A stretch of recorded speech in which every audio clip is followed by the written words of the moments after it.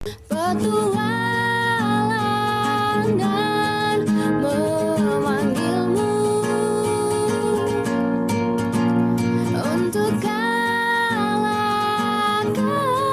rasa takut. Assalamualaikum warahmatullahi wabarakatuh. Selamat pagi untuk kelas 8. Semoga dimanapun kalian berada dalam keadaan sehat walafiat. Amin amin ya robbal alamin. Baik ya, pelajaran bahasa Indonesia di bab sebelumnya yaitu tentang berita saya anggap sudah selesai, dan sekarang kita menginjak di bab yang kedua yaitu materinya tentang iklan sebagai sarana komunikasi. Tentunya dalam kehidupan sehari-hari kita tidak terlepas daripada yang namanya iklan ya, baik di media televisi, media internet, media baca seperti koran, majalah dan lain sebagainya. Itu semuanya hampir ada yang namanya unsur iklan. Kalau kalian buka YouTube pasti ada iklannya. Kalau kalian menyalakan televisi pasti ada iklannya. Kalau kalian membaca koran, di bawahnya itu pasti banyak iklannya. Tujuannya untuk apa? Yuk kita pelajari materi ya di bab yang kedua ini tentang iklan. Dalam bab sebelumnya kita sudah mendalami teks berita dari berbagai media ya. Media berita ya, sekarang iklan. Ketika mengikuti berita baik itu melalui media cetak maupun elektronik, kita tidak bisa lepas dari yang namanya iklan. Betul. Beragam iklan dapat kita saksikan hampir setiap saat. Betul ya. Tujuannya untuk membujuk dan mempengaruhi pembaca atau pendengar untuk berbuat sesuai dengan yang dikehendaki si pembuat iklan tersebut. Misalkan orang tersebut membuat iklan tentang deterjen atau sabun pencuci pakaian ya, berarti ya mereka ingin produk deterjennya itu laku. Bagaimana caranya? Dengan cara membuat iklan. Sebagus mungkin mereka membuat videonya, membuat iklannya ya, membuat kata-katanya ya, agar penonton itu tertarik dan akhirnya sampai membeli. Sebagaimana yang dapat kamu baca di surat kabar ataupun kamu tonton di layar televisi dan internet, tidak sedikit iklan yang susah dipahami artinya. Dengan cara berdiskusi kita bisa memberikan pendapat dan tafsiran tentang hal-hal yang tidak kamu pahami. Baik,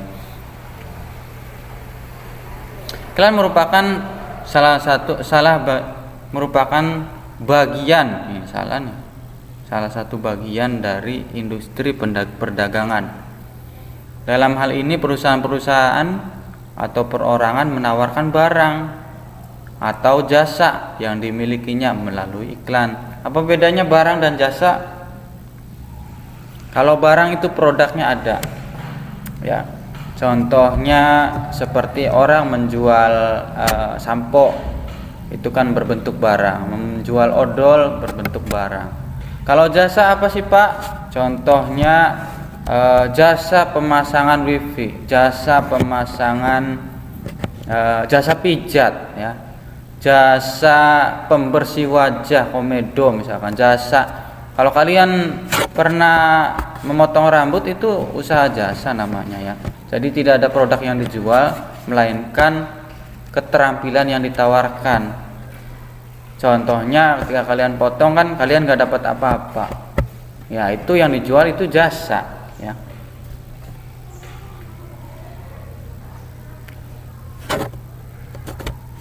Secara umum iklan dapat diartikan sebagai pemberitahuan yang bertujuan untuk mendorong dan membujuk halayak. Dengan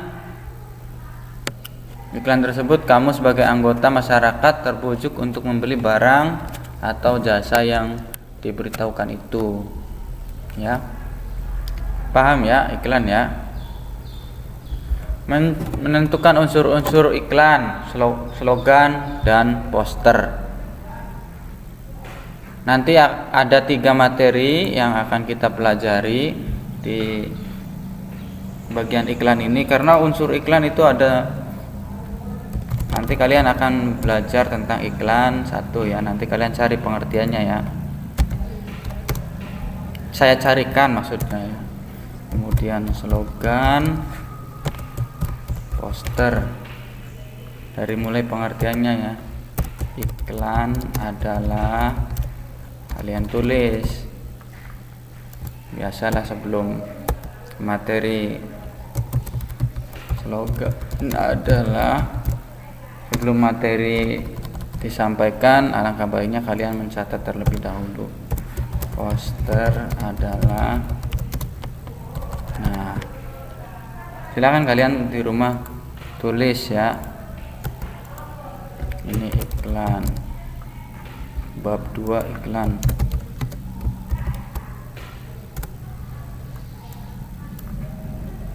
Ya.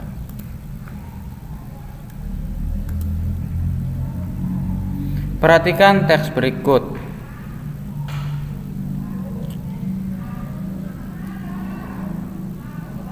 Membaca untuk meraih prestasi. Kamu sudah memaklumi bahwa teks di atas disebut iklan. Teks tersebut bermaksud mengajak para pelajar dan masyarakat pada umumnya untuk lebih gemar membaca. Perpustakaan merupakan wahana dalam kerangka kecerdasan dan keberdayaan bangsa. Ya. Dengan iklan tersebut diharapkan khalayak dapat memanfaatkan perpustakaan sebagai wahana pengembangan kecerdasan dan pemberdayaan bangsa. Itu juga iklan, cuman dalam bentuk poster ya.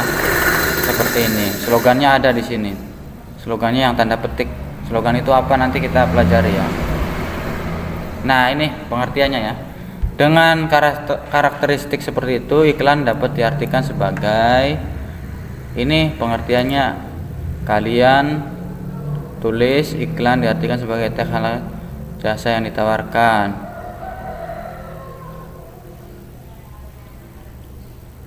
Nah, sampai sini. Tulis. Nih yang Pak Indra blok kalian tulis ya. Iklan dapat diartikan sebagai teks yang mendorong membujuk khalayak agar tertarik pada barang terus sampai internet sini ya. Tulis ya. Kalian stop saja ini videonya ya. Nah, dianggap kalian sudah menulis, kita lanjutkan ya.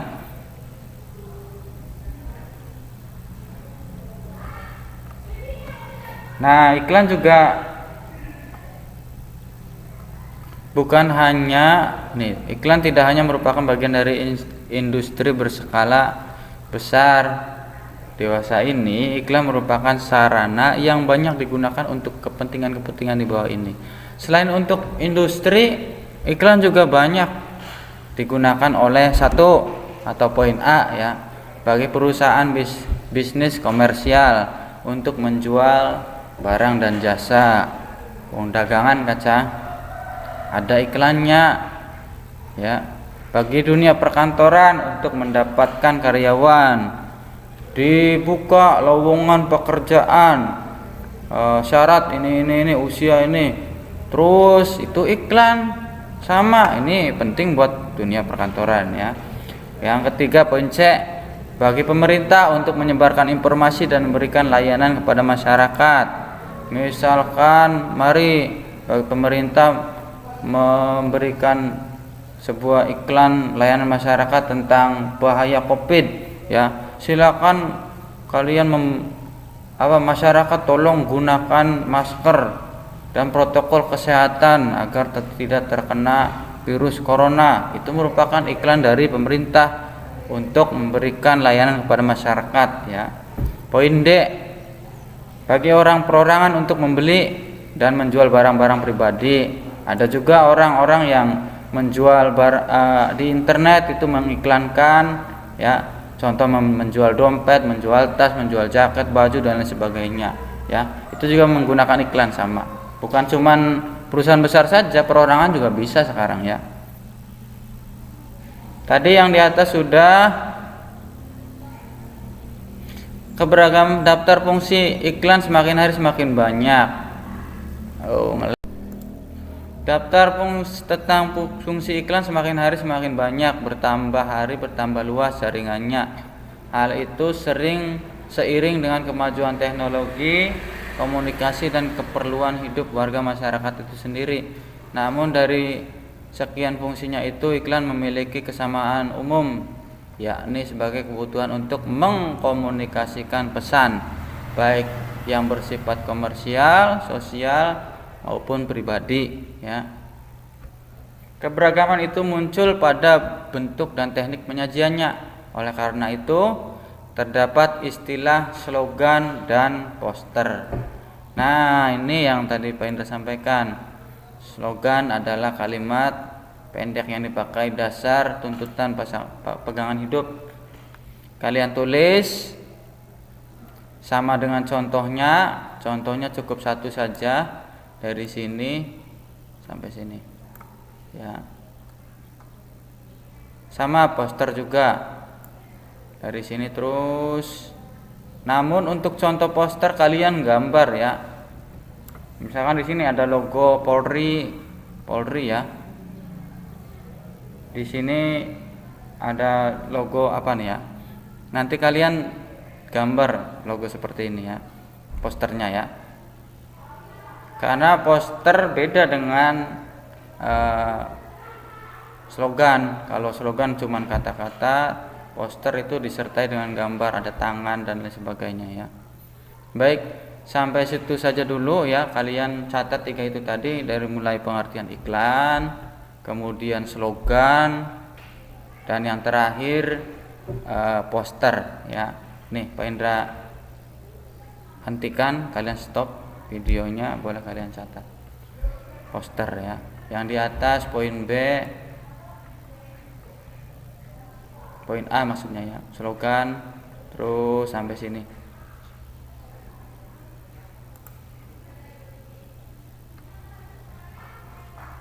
Terima kasih. Assalamualaikum warahmatullahi wabarakatuh.